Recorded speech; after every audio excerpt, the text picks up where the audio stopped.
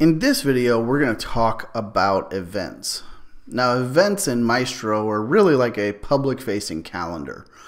Everyone who has access to your Maestro system will have the ability to view the events that are there in your Maestro. Now, if you've got a different user tier, some users will have the ability to edit those. Some will just have the ability to view, but everybody, regardless of user tier, will have the ability to view those. Now, to get to those, we go down to our calendar icon here on the left. And then, just like everything else, we're going to go ahead and start with our plus button in the upper right-hand corner.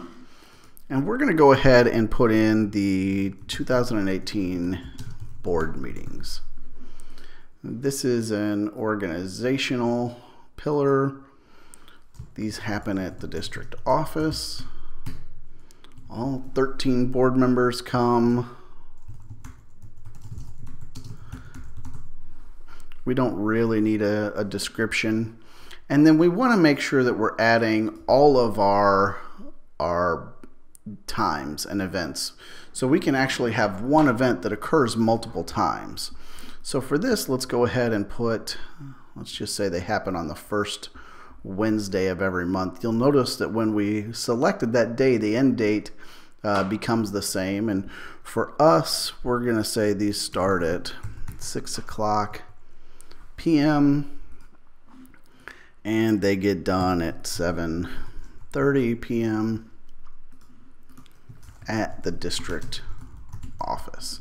And now that we have that information, we can actually copy and paste into some of these other boxes. The same is true with our times, but you'll see I can't do the end time until our current time or our start time is in. So now we can go down and put these in, and now we can come back and paste in our end time, and then we can select our days.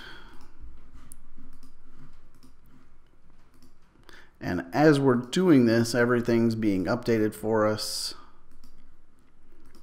And so now we've got April, May, June, and July. We've got all of our dates, end times. If we had files, so minutes maybe of the meetings, if those were public, if we've got agendas that need to be in, if we've got work plans that are tied to this, we can click that plus button and select the appropriate work plan. For instance, we'll just say board